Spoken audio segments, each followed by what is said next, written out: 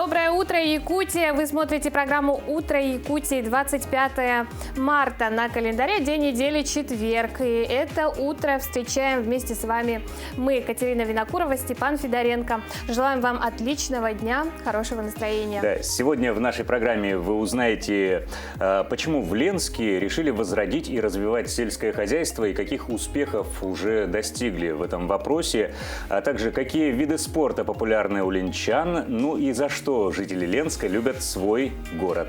Наша съемочная группа в эти дни находится в городе Ленске и готовит для вас интересные репортажи и интервью. Традиционные рубрики, полезные советы и позитивные гости, эксперты ждут вас в ближайший час. Ну а с утра, как обычно, большинство жителей планеты Земля интересует погода, и сейчас мы расскажем о ней.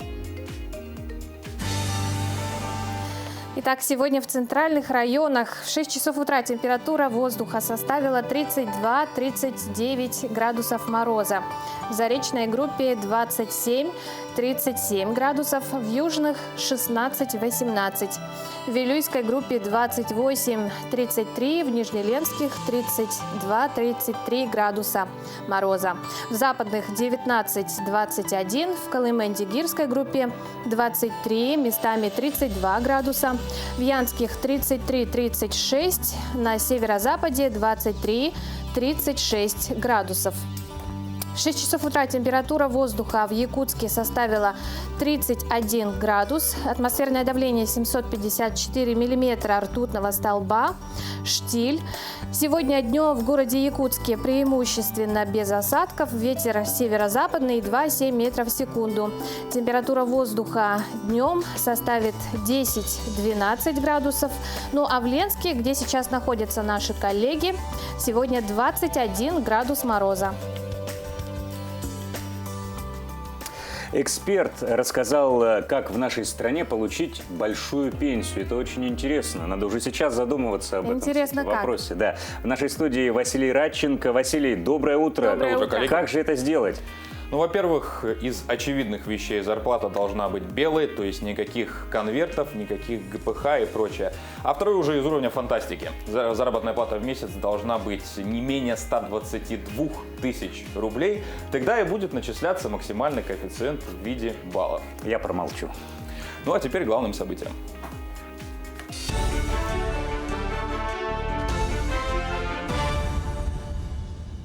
Путин подписал закон о штрафах за продажу гаджетов без российских приложений. Максимальный его размер составит 200 тысяч рублей. Норма войдет в Кодекс об административных правонарушениях и касается смартфонов, планшетов, ноутбуков и телевизоров. Например, для планшетов и смартфонов с Android и iOS должны предустанавливаться в том числе Яндекс.Браузер, поисковик Яндекс, Яндекс.Карты, Яндекс.Диск. Почта Mail.ru, голосовой ассистент Маруся, новости Mail.ru, соцсети ВКонтакте и Одноклассники, госуслуги и другие. Из неочевидных в список вошел мессенджер ICQ. Проект строительства моста через реку Лену будет наполовину профинансирован за счет федерального бюджета. Вторую часть возьмет на себя регион и концессионер.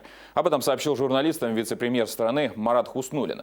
Напомним, в прошлом году Минтранс России заявил, что бюджетные средства на строительство моста через Лену не предусмотрены.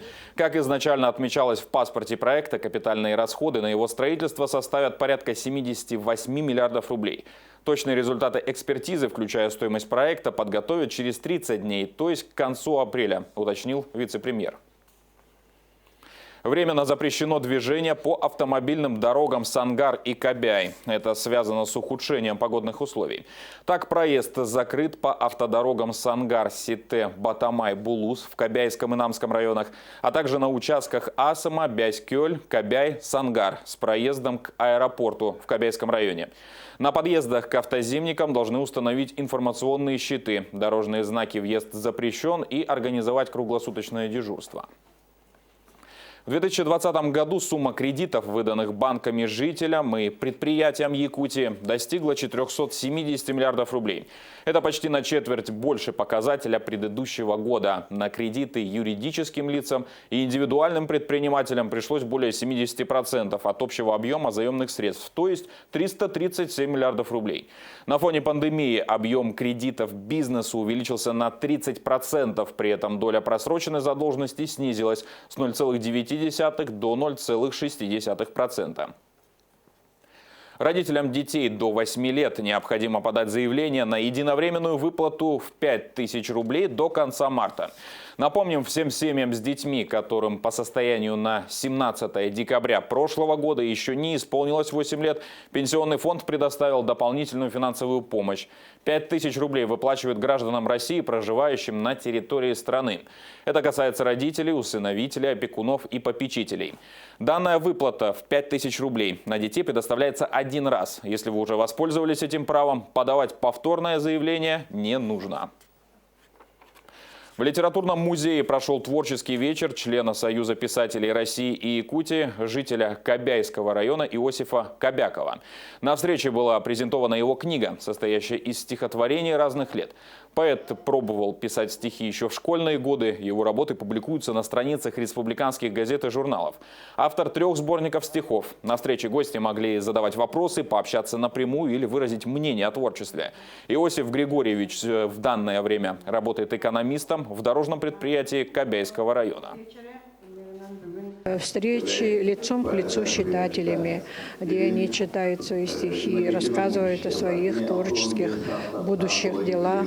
Это тоже в какой-то степени отчет, но отчет перед читателем.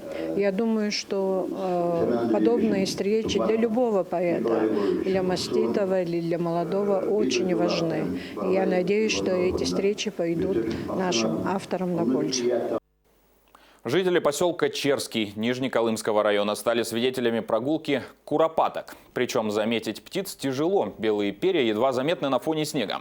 Однако, по словам местных жителей, увидеть куропаток прямо в центре поселка – дело весьма привычное. Птицы давно облюбовали палисадники, детские площадки и просто снежные завалы вдоль улиц. А к этой минуте у меня все. Передаю слово коллегам.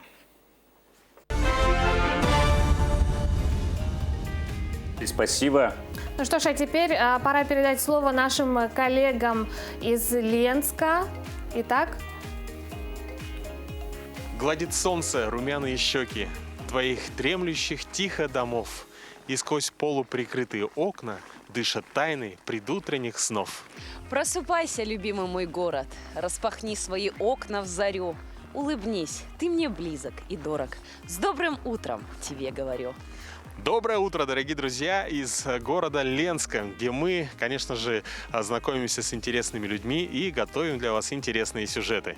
Изначально на этом самом месте ямщиками была образована почтовая станция, которая называлась Мухтуя, что в переводе с авенкийского обозначает «большая река». И уже в 1963 году здесь был образован город Ленск по названию реки, на которой он стоит. Город Ленск очень красивый город. С городом Ленск есть река Лена. Речка, самое главное. Сейчас дома вот хорошие, красивые. Красиво. Ленск растет, строится. Красивыми достопримечательностями и красивой рекой. А твое самое любимое место в городе Ленск? У 3 коней.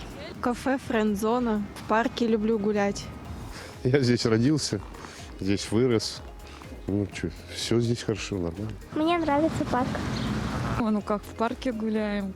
Хорошими людьми, красивой набережной. Здесь живу уже 20 лет. И природа, и все, и люди. Все. Природа красивая, люди вежливые. Много есть всяких развлечений для детей. Сейчас он очень много расстроился, стал очень красивый. Люди стали вроде маленечко добрее. Но природа, конечно, замечательная. От этой Лены никуда бы никогда не ушел.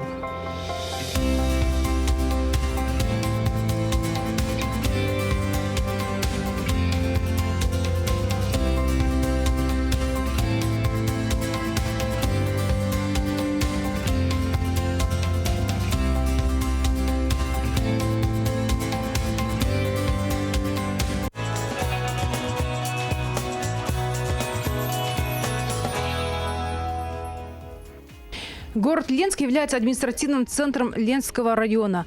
Город располагается на берегу реки в 80-40 километров от столицы. Транспорт здесь имеет важное стратегическое значение. Какое, мы узнаем прямо сейчас. Алексей Владимирович, я первый раз в Ленске. И вот я попала в такой режимный объект, где вот не всегда пускают журналистов. Вот расскажите, пожалуйста, об этом предприятии. Да, все верно вы говорите. Ленское отделение ОМТС выполняет на сегодняшний день задачу по обеспечению товаро-материальными ценностями, по переработке, по хранению и по отгрузке по всем структурным подразделениям национальной компании «Алроса». Территориально это Мирный, Айхал Удачный, поселок Накын, Нюрбинский горно-обогатительный комбинат. Это бесперебойная работа, навигационный период, скажем, это для нас отдельный период в течение года, а в целом предприятие ежедневно осуществляет, скажем, производственную программу, в целом по ОМТС, по заявкам структурных подразделений, и неважно, то есть какой это период года, весна, осень или зима, но мы производим отгрузки ежедневно. Работа специфическая, очень сложная, ответственная. Вообще, как вы считаете, какие люди должны здесь работать в этом предприятии? Конечно, люди соответствующей квалификации работают в данном предприятии с большим стажем. Традиционно сложилось так, что, скажем, не испокон веков, десятки лет назад приходили сюда люди, и они работали династиями, от 20 и более лет был, скажем, стаж каждого работника, и до 40 лет у нас работали такие люди, как Сидоркина Светлана Петровна, у нее тоже очень большой стаж. На сегодняшний день у нас работает слесарь по ремонту ГЗП Павлович Виктор Анатольевич, тоже у него стаж под 40 лет.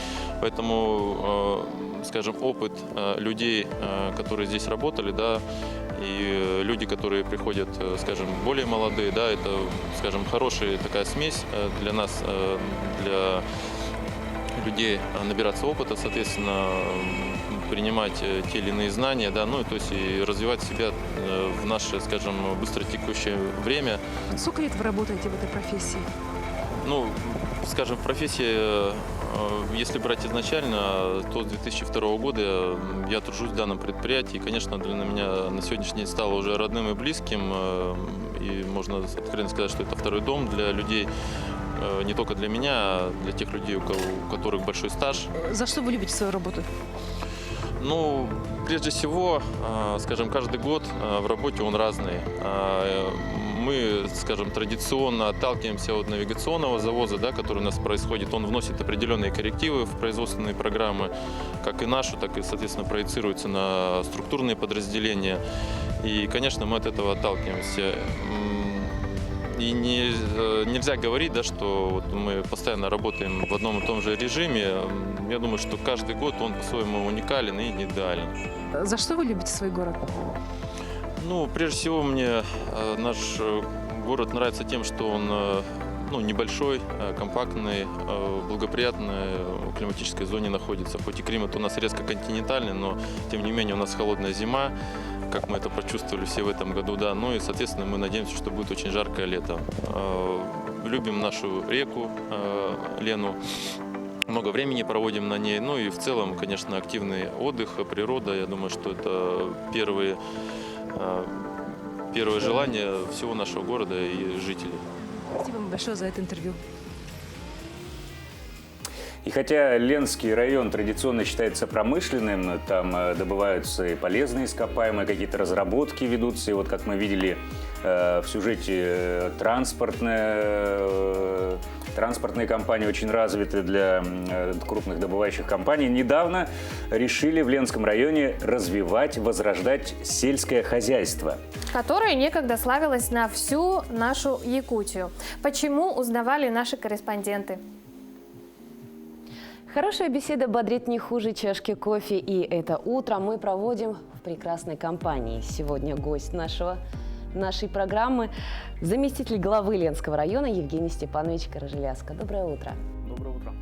Евгений Степанович, восстановление сельского хозяйства, развитие местного производства, развитие Ленского района, вы решили начать именно с этих направлений. И можете рассказать, за 2 года уже есть ли какие-то позитивные изменения? Да, действительно, за 2 года у нас произошло много позитивных изменений в плане сельского хозяйства, восстановления сельского хозяйства. На сегодняшний день у нас уже открыто 2 фирменных магазина, единственного переработчика молока ООО «Батамайская». Сегодня в магазинах большие очереди за местной экологической продукцией. Ежедневно в магазины поставляется свежее мясо, молоко, творог, кефир, масло. Значит, спрос очень большой на данную продукцию. На той неделе была открыта 2-я точка фирменного магазина ООО «Батамайская». И в целом мы планируем в дальнейшем открывать сеть магазинов также в отдаленных микрорайонах города и поселениях. Что касается именно молочного цеха, как скоро он должен сдаться в эксплуатацию? Мы планируем сдать молочный цех сыроварней в конце апреля текущего года. С этого года Ленский район перешел в 3-ю группу районов сельскохозяйственную. Вот именно почему вы решили взять направление развития именно сельского хозяйства?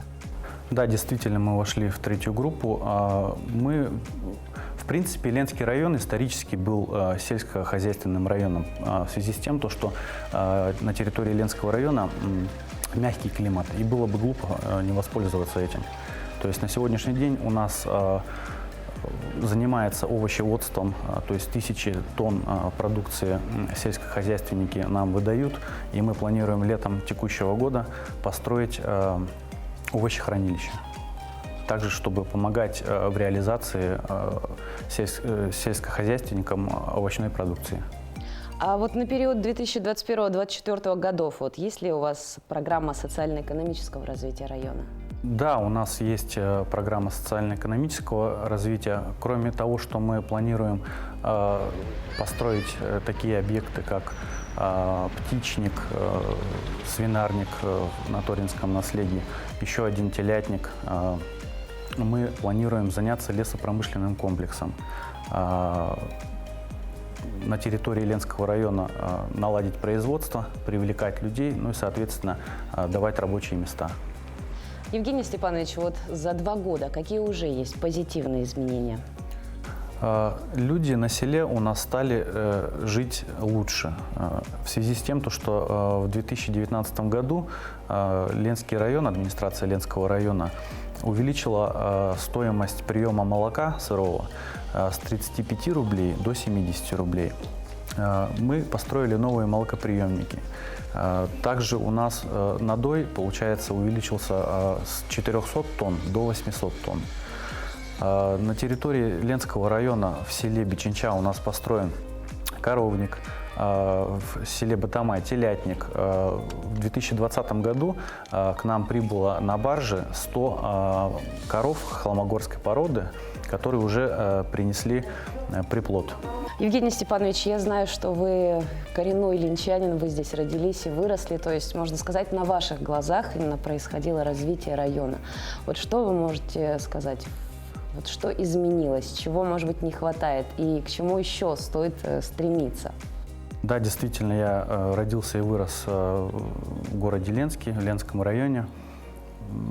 Что могу сказать?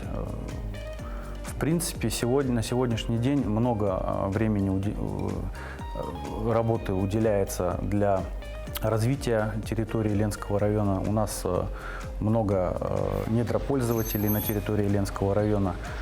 С приходом главы Ленского района, в принципе, в позитивную сторону очень много изменилось. То есть у нас очень много строительства на территории района, у нас очень много ремонтных работ школьных, дошкольных учреждений. Этому уделяется очень большая работа. А какие у вас любимые места в городе есть? Конечно же, в летний период времени это набережная Ленского района, то есть вид на нашу природу, на нашу речку очень красивый. Спасибо большое, мы обязательно посетим ее. Друзья, напоминаю, что гостем сегодняшней нашей утренней программы был заместитель главы Ленского района Евгений Степанович Каржеляска.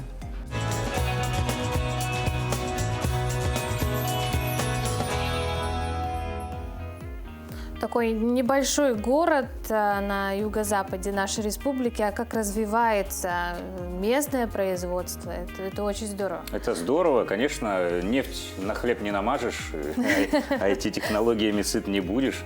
Я считаю, что сельское хозяйство нужно всегда, и вот особенно вокруг городов, вокруг поселков, чтобы сами себя могли прокормить, да, обеспечить. Что и делают жители Ленска. Да. Ну а одно из крупнейших пищевых перерабатывающих предприятий района является общество с ограниченной ответственностью «Батамайское». С работой предприятия познакомились наши корреспонденты. Ежедневно предприятие «Батамайское» поставляет на прилавки своих фирменных магазинов более 200 бутылок йогуртов, такое же количество кефира, 90 килограммов творога и 40 литров сливок. Помимо этого 700 литров молока и 170 килограммов свежего мяса. Буквально за пару часов вся продукция раскупается ленчанами. Ну, считаю, что молоко хорошее, натуральное, и здесь натуральные продукты в основном. Поэтому беру в основном здесь молоко местное и продукты тоже беру местное. А мясо очень вкусное? Нет, брал уже мясо. Это замечательно, хорошее мясо. Предприятие сегодня располагается в небольшом помещении, площадь которого 45 квадратных метров, что не позволяет Батамайскому выйти на новый уровень производства. Старый цех у нас расположен в приспособленном здании, где очень неудобно работать, где не соблюдается поточность молока, поэтому люди, наши работники, прилагают максимум усилий, много очень ручного труда. И получается, оборудование мы еще давно получали старое оборудование от Ленского молокозавода, поэтому вот оборудование то и дело каждый день выходит из строя. Естественно, что больше продукции выпускать не можем. Новый цех будет больше прежнего в 13 раз. С его введением в эксплуатацию продуктовая линейка ООО «Батамайская» увеличится до 17 видов молочной продукции. Кроме того, предприятие начнет выпускать сыр. Мы нынче запускаем молочный цех с новой линией, с новым оборудованием, с максимальной автоматизацией, чтобы ручного труда меньше было и чтобы качество продукции соответствовало всем стандартам. Наша традиционная продукция будет молоко, кефир, йогурт, сливки, сметана. Кроме этого, запускаем новую линейку. Это такие, как варенец, ряженка, плюс еще 3 вида сыров. Сегодня у предприятия 200 дойных коров, с молодняком 560 голов крупного рогатого скота. Ежедневный надой 1,5 тонны. Каждое утро из парного молока на предприятии изготавливается свежая партия продукции. В день выпускаем йогурта около 240 бутылок по 0,5 объемом. Кефира у нас получается, если объем 230, естественно, у нас выходит 240-250 бутылок в день. Ну, сразу же мы его реализуем, он у нас не стоит. Молока отпускаем 700-600 литров в день. Творог у нас, ну, если так в среднем взять, каждый день выходит на отправку 90 килограмм в среднем. Сливок литров, наверное, по 30, по 40 каждый день. Вся выпускаемая продукция проходит через лабораторные исследования и только после этого поступает на прилавок фирменных магазинов. Светлана Балеева, Виталий Андреев, Денис Семенов, Ленск. Это все здорово, конечно, и очень вкусно. Да, местная продукция, молоко, кефир, йогурт, это, конечно, хорошо, но держать себя в форме тоже необходимо. Они калории дают, да? Да, что и умеют делать и жители Ленска. Предлагаем вам сделать утреннюю зарядку с фитнес-тренером Николаем Панковым. Здравствуйте, меня зовут Николай Панков. Являюсь рекордсменом России по дисциплине строгий подъем на бицепс. Также являюсь директором и персональным тренером фитнес-клуба «Питбуль». Сегодня для вас я проведу комплекс упражнений, которые вам понадобятся для утренней зарядки. В принципе, все такие разминочные упражнения, которые нам понадобятся для утренней зарядки, они начинаются с разминки шеи.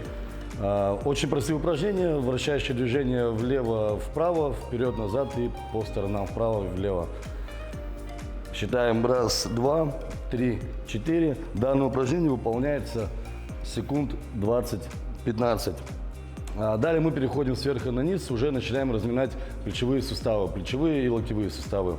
Разминаются они таким упражнением, как вращающие упражнение вперед, 2 назад. Точно так же выполняется секунд 15 20. Тут уже по ощущениям чувствуете, что суставы более-менее уже размяты, можно приходить к следующему упражнению. Также разминаем локтевые суставы. Раз 6-8 делаем вовнутрь вращающее движение, раз 6-8 также выполняем наружную сторону. Следующее упражнение у нас направлено на разминку и на разогрев поясничного отдела. Выполняется оно как на прямых руках перед собой, также в сторону, либо согнутые локти. Таз обязательно зафиксирован на месте. Работаем только корпусом. Раз, два, три, 4. И точно так же выполняется примерно на секунд 20-30. Обязательно следим, чтобы таз у нас был на месте. Ноги на ширине плеч. Следующее упражнение у нас наклоны в сторону, наклоны вперед и наклоны назад. Точно так же на раз вправо, на 2 влево, 3 вперед, 4 назад.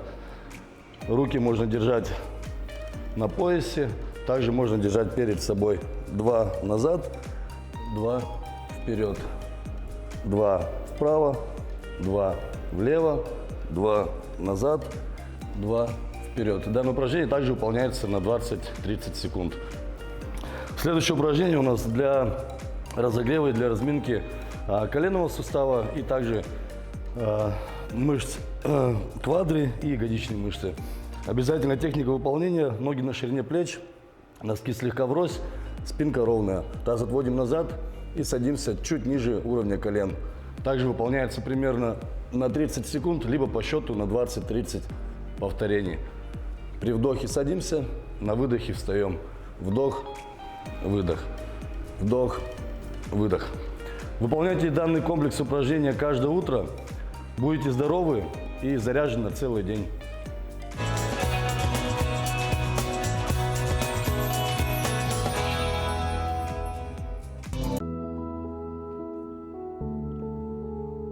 «25 марта – День работника культуры России, профессиональный праздник. Также сегодня Международный день памяти жертв рабства и трансатлантической работорговли. Кроме того, Международный день солидарности с задержанными и пропавшими без вести сотрудниками ООН. По народному календарю много примет было связано с лошадьми.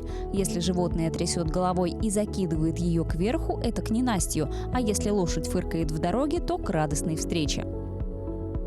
25 марта 421 года – день основания Венеции. На сегодняшний день это практически единственный город, сохранивший неизменным свой средневековый облик. Исторический центр Венеции расположен на 118 островах, разделенных каналами и протоками, через которые переброшено около 400 мостов. 25 марта 1872 года – день рождения почтовой открытки в России. В 1997 году в этот день у берегов Эквадора обнаружен легендарный морской клад. Охотники за сокровищами нашли затонувший в 1654 году испанский галеон «Ла Капитана» с большим грузом награбленного у инков золота и серебра. Возможная стоимость находки – от нескольких миллионов до нескольких миллиардов долларов. 25 марта 2018 года произошел пожар в торгово-развлекательном комплексе «Зимняя вишня» в Кемерово. Трагедия унесла жизни 60 человек, из них 37 детей. Несколько десятков человек пострадали. 25 марта 1479 года родился Василий III, русский царь, великий князь Владимирский и Московский и всея Руси. В 1947 году на свет появился Элтон Джон, британский певец, композитор и пианист. 25 марта 1956 года родился Ефим Шифрин, советский и российский актер, артист эстрады, режиссер и писатель. Именины в этот день отмечают Александр, Владимир, Григорий, Дмитрий, Иван, Константин, Семен, Сергей и Феофан.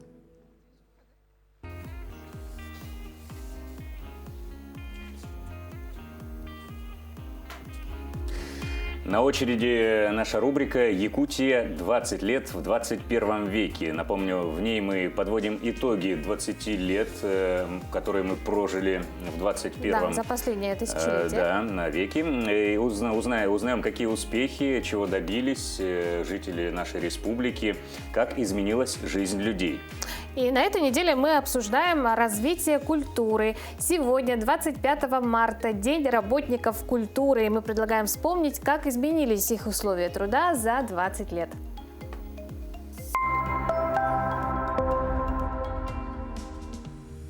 219 новых объектов культуры построили в Якутии за 20 лет. В их числе более 100 культурных центров, домов культуры и клубов в селах и поселках. В нашей республике появились 46 новых культурно-спортивных комплексов, 14 детских школ искусств, 4 новые библиотеки и 3 музея. И это далеко не полный список. В городах и поселках Якутии за 20 лет возвели 16 этнокультурных центров, 10 домов Аланхо и 3 дома Арчи. Недавно в новое здание переехали Государственный театр эстрады и Национальный театр танца Якутии. Построенный театр в городе Мирный, Дом культуры имени Гагарина в Якутске. Вместе с новыми культурными центрами растет и потребность в дополнительных кадрах.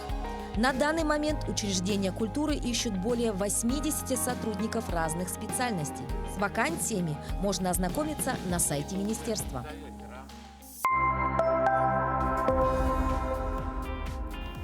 Ну а сегодня в Якутии почти 11 тысяч работников культуры. Представляешь, Да. Степ?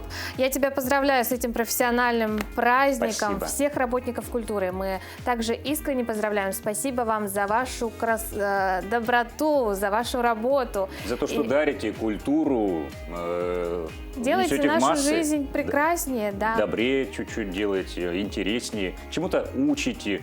Чему-то Спасибо, учим. Степа. Да, пожалуйста, не Ну за а что. сегодня четверг, а это значит, что в кинотеатрах будет больше народу, чем обычно. Как ты думаешь? Я думаю, Почему? я уверен в этом, потому что нас ждут новые кинопремьеры. А какие, мы узнаем из нашей традиционной рубрики «Афиша». Смотрите сегодня в кинотеатрах Якутии трогательную историю нежной, чистой юношеской любви. «Потанцуй со мной» режиссера Никандра Федорова. Романтическая мелодрама снята при поддержке продюсера Семена Шишигина, известного по картине «Нет Бога, кроме меня». Главные герои живут в селе и с детства знают друг друга. У них своя дружная компания друзей. Фильм пропитан нежной и чувственной атмосферой, светлой и детской беззаботностью, но при этом с трогательной линией и развитием сюжета. Сойсары. Бүгін мен кеттен күйлөнді. Нам нужен Конг. Уже сегодня два мифических монстра сойдутся в захватывающем поединке. Это девочка. Конг и группа ученых отправляются в опасное путешествие в поисках родного дома-гиганта. Среди них девочка Джия, единственная, кто умеет общаться с Конгом. Неожиданно они сталкиваются с разъяренным Годзиллой, разрушающим все на своем пути. Битва двух титанов, спровоцированная неведомыми силами. Лишь малая часть тайны, спрятанной в недрах Земли.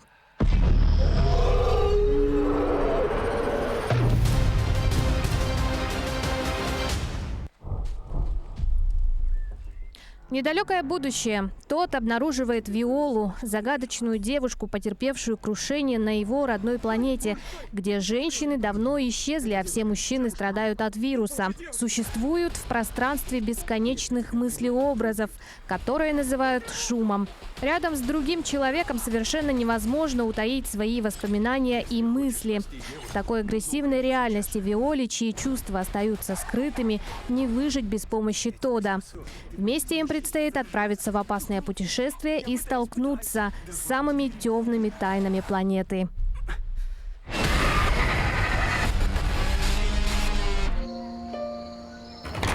Слушай, а я... Также сегодня в кинотеатрах вас ждет анимационная «Жемчужина» от легендарной студии Гибли.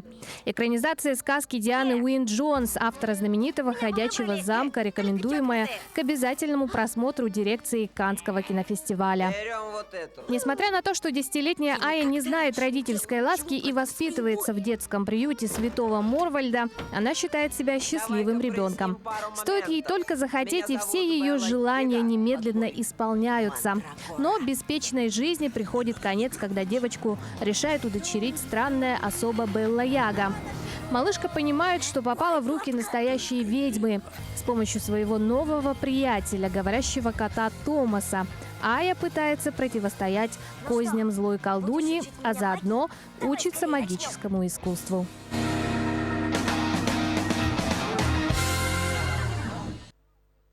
Вам приятного похода в кино. Мне заинтересовал анонс про планету, где не было женщин.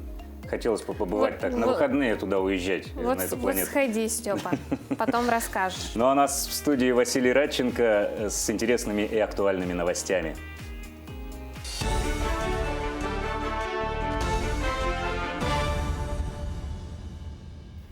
Вырубленный лес предложили компенсировать посадкой деревьев в городах. Такую идею высказали на встрече министра природных ресурсов и экологии Александра Козлова с членами Комитета Госдумы.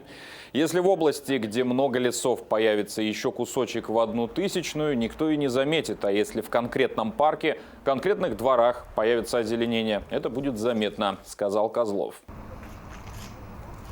Якутские спасатели провели плановые учения по спускам с вертолета беспарашютным способом в пригородном селе Кильдямцы в рамках подготовки к паводковому периоду. Специалисты отработали спуск, приземление на ограниченную площадку, а также прошли подготовку в качестве выпускающих. Во время учений было выполнено 9 подъемов вертолета, при которых спасатели совершили 116 спусков. Книги в России могут подорожать из-за дефицита бумаги. По словам консультанта Союза предпринимателей печатной индустрии Елены Шитиковой, проблема дефицита существует с февраля этого года. Это может привести к подорожанию книг на 10, а то и на 20%. Связан дефицит с сокращением производства и нарушением логистических цепочек в связи с пандемией коронавируса. Объемов же производства бумажной продукции отечественных компаний недостаточно для удовлетворения спроса издательств. Бельгийский фотограф посвятила фотокнигу удачному в Якутии. Издание содержит 78 фотографий, размещенных на 144 страницах. Фотограф отмечает, что книга сшита вручную дизайнером Амели Верлин. Тираж составил 50 экземпляров, стоимость одной книги 40 евро. Однако на сайте бельгийского фотографа, который говорится, что все экземпляры уже распроданы. Свою серию снимков «Удачно» она посвятила жителям промышленного города. В Саха-театре в зале «Алампа» прошел творческий бенефис молодого поэта Николая Васильева. В ходе встречи любители поэзии ознакомились с его творчеством и произведениями разных лет. Своим выступлением вечер украсили артисты якутской эстрады, которые пели песни на его стихи. Встреча с писателем прошла при поддержке Союза писателей Якутии в лице Совета молодых литераторов. Николай Васильев – лауреат премии Неустроева. Живет и трудится в селе Дюлюкю Верхневилюйского района. Николая Васильева очень, скажем так, редкий дар – это умение писать тонкую лирику. Возможно, это связано с тем, что он очень любит свою природу, знает, что такое любовь, и вот это все передается через очень художественные, высокой пробы, художественное слово. Мы думаем, что в будущем имя Николая Васильева, его творчество, конечно же, будет у всех на устах. От новостей культуры к новостям спорта. На Всероссийском мемориале олимпийского чемпиона Романа Дмитриева по масс-рестлингу разыграли путевки на финал чемпионата России 2021 года. На помост Дворца борьбы имени Ярыгина в Москве вышли представители сборных из 15 регионов. По итогам финальных поединков путевки на чемпионат России в весовых категориях 55, 65 и свыше 85 килограммов получили Валентина Суханова, Фиана Дмитриева, Надежда Христофорова и сборная Якутии. Среди мужчин в весовых 60, 70, 80, 105 килограммов лидировали Артем Зорин, Айсен Мигалкин, Егор Гуляев, Данил Моисеев и Евгений Попов свыше 125 килограммов. Следующий старт соревнований по масс-рестлингу состоится в апреле на площадке Олимпийского комплекса «Лужники». Впервые встретятся сильнейшие атлеты страны возрастной категории 40+ и ветераны. Мне посчастливилось бороться с Романом Михайловичем. Вместе много лет защищали честь Советского Союза. Он приезжал ко мне в Чувашию. И там тоже мы проводили очень много мероприятий здесь. И вот этот масс-рестлинг тоже на всех мероприятиях мы старались проводить. И, конечно, мне это очень приятно, что его дело живет. У меня к этой минуте все, а вам хорошего дня.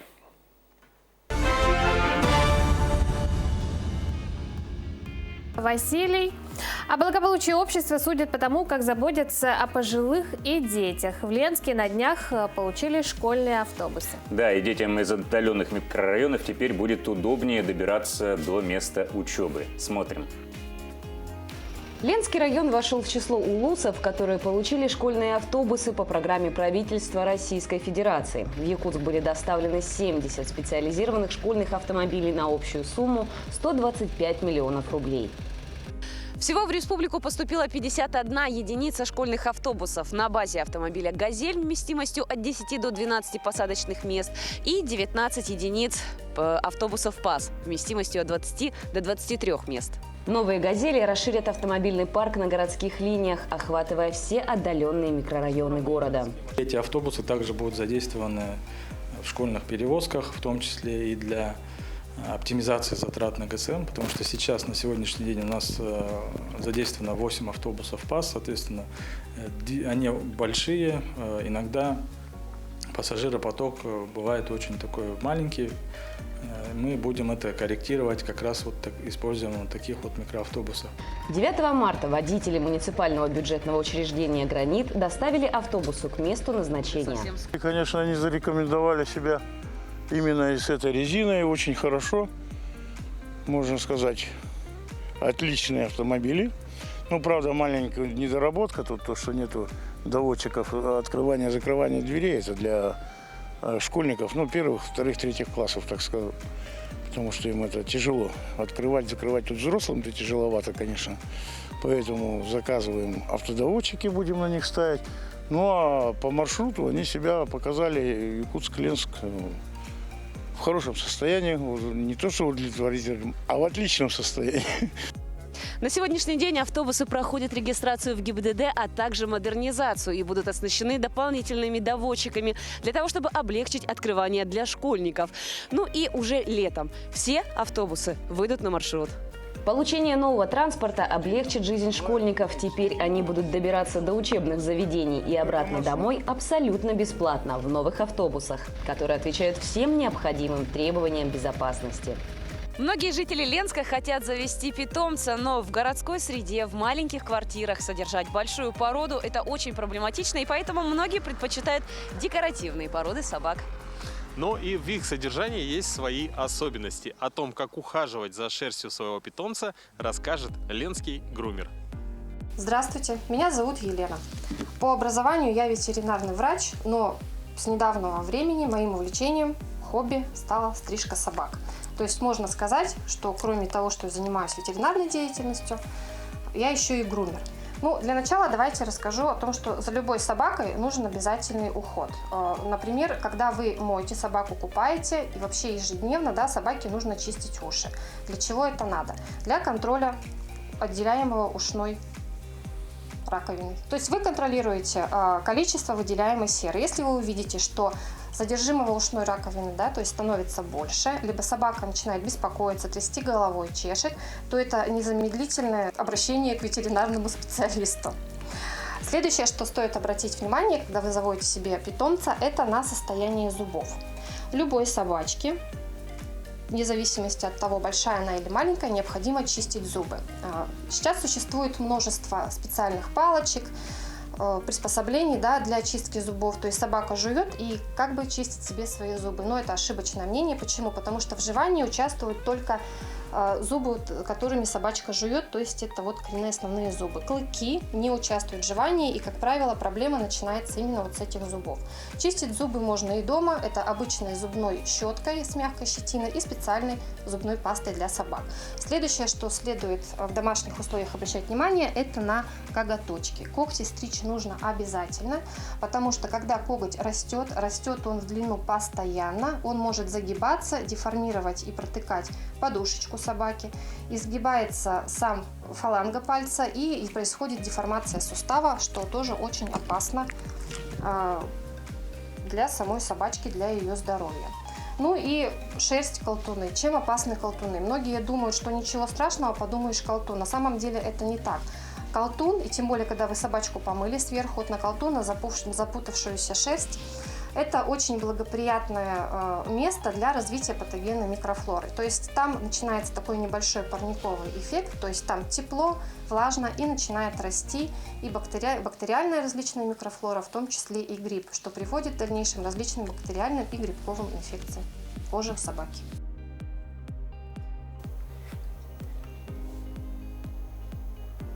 Если честно, впервые услышал, что собакам чистят уши. Да ты что, собакам чистят и зубы, Степа, представляешь? Нет, я умом-то понимаю, что это в принципе нужное дело, но... Обязательно нужно чистить собакам уши, и не только собакам, и кошкам. И людям. И людям обязательно. Да, мы напоминаем наш WhatsApp номер 8 914 273 44 88. На него можете присылать какие-то свои приветы, поздравления, интересные новости. И две штучки такие у нас есть. Сейчас я зачитаю. Здравствуйте, всем доброе утро, всем работникам культуры. Поздравляем всех работников культуры с профессиональным праздником. Желаю всего хорошего, отличного настроения, всего наилучшего. Главное, отличного здоровья. С уважением, Легентей Титов, село Тюнгюлю.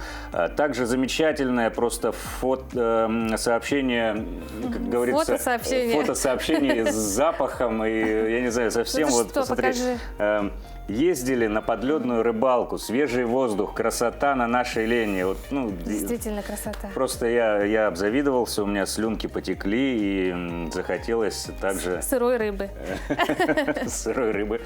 Знаешь, я вот смотрю на сюжеты, репортажи наших коллег из Ленска и думаю, что там такое большое разнообразие профессий. Да, Ленск все-таки так ворота города Мирного считаются, транспортная развязка. А через город Ленск идут все эти БелАЗы, именно большегрузы. Да. И вот с одним из представителей такой профессии, а именно дальнобойщиком, знакомились наши коллеги. Доброе утро! Я сейчас нахожусь в городе Ленск на предприятии «Алмаздортранс». Хочу вас познакомить с одним удивительным и очень интересным человеком, с водителем-дальнобойщиком, который проработал на этом предприятии 40 лет. Александр Потапов. Доброе утро! Доброе утро! Как ваше настроение? Скоро в рейс? Да, у меня настроение всегда хорошее, когда в рейс, потому что моя работа. Вот. Куда вы собираетесь? Я по пикетам езжу. У меня специфика работы такая, что я завожу в зимний период на пикеты топливо, что наши автомобили, которые довозят груза на Кын, Усть-Кут, заправка была также муадовцам, дорожникам топливо вывожу. То есть я зимой заполняю полностью пикеты. Снабжаю их соляркой всей полностью. Вот сейчас еду на Батуобинский пикет. Водителем-то не каждому сможет быть, дальнобойщиком именно. Ну, для этого что нужно? Для этого нужно любить свою работу. Прежде всего, я уже повторяюсь. Потому что, я вот с детства, у меня, в принципе, уже в поколениях. У меня отец водителем работал. Я с детства в гаражах постоянно. Начинал вот в этой автобазе, я еще пришел пацаном в 1978 году, учеником слесаря начинал, в армию отсюда уходил. Поэтому, не знаю, мне нравится моя работа. Во-первых, ты всегда сам с собой, есть о чем подумать, время о чем подумать. Водителям всегда ответственно работать. Во-первых, это транспорт повышенной опасности сам по себе. Вот, и здесь нужно самообладание какое-то, физическую подготовку, то есть здоровый образ жизни обязательно. Я так считаю, по крайней мере.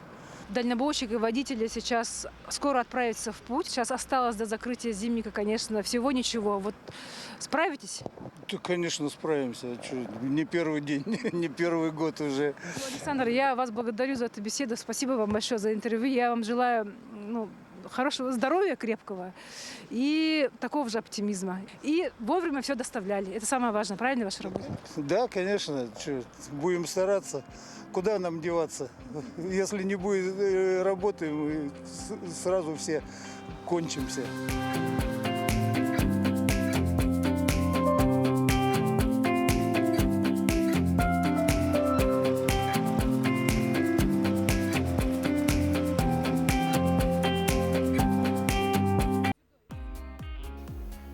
Замечательные люди живут в Якутии и в Ленске, в частности. Благодаря их работе мы вовремя питаемся, вовремя одеваемся. Спасибо вам огромное за ваш труд. Ну а, как говорит пословица, хорошо поработал, хорошо отдохни. Вот как отдыхают, интересно, да, вот такие люди. Если они так хорошо работают, значит, они, я думаю, хорошо отдыхают. Но хороший отдых – это активный отдых. Да, активный отдых. Кстати, что ты знаешь, какие виды спорта именно активного зимнего вида ты знаешь? Ну, наверное, стандартные лыжи горные, просто… Сноуборд. Коньки. Еще что есть? Снежки. Ну, может быть, и снежки. Видимо, снежки предпочитаешь. Но как раз-таки, как проводят свой отдых, свой досуг ленчане, узнаем в следующем сюжете. Наши коллеги побывали и попробовали горные лыжи.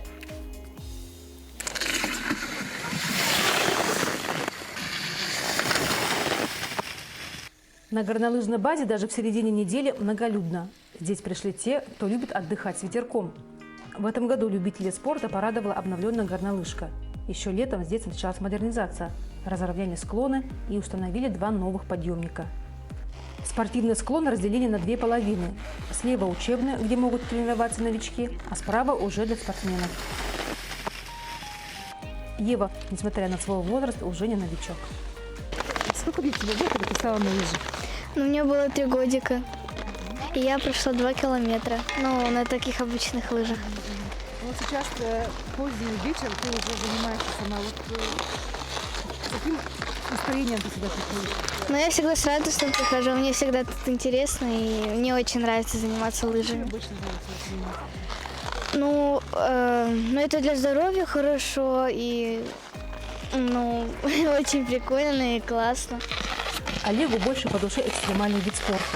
Сноубордисты отмечают, в этом году как никогда с нетерпением ждали снега, чтобы открыть долгожданный сезон. Физические занятия на свежем воздухе – это прекрасно. Но скорость. Мне с женой раньше ходили по лесу на классических лыжах. Мне не нравится. Мне больше нравится скорость с горы катиться. Из районного бюджета на эти цели выделили 10 миллионов рублей. Теперь лыжникам и сноубордистам Ленского района не надо выезжать на сборы в Мирный. Администрация района сделала все возможное, чтобы Ленская лыжная школа добилась результатов. Сама лыжная база была построена, то есть здание, в 2008 году. В 2009 году я пришел сюда на работу. Вот. И с 2009 года мы потихоньку начали развивать горные лыжи здесь. Организаторы отмечают, в этом году наплыв посетителей очень большой. Как и в прошлом году, согласно распоряжению главы Ленского района, коньки, лыжи и сноутюбинги выдаются бесплатно. На горнолыжной базе по вечерам особая атмосфера. Новое освещение придает этому месту особый шарм. Здесь ленчане отдыхают душой и телом и даже читают стихи. Давай пойдем кататься с горки, ловить снежинки полным ртом, а скучным, грустным человеком побудем как-нибудь потом. Друзья, это был первый день в городе Ленске. Сегодня мы познакомились с очень интересными и активными людьми. И мы с Русланом решили к ним присоединиться. Ну что, друзья, я думаю, такого не делал никто. По крайней мере, в Якутии 24.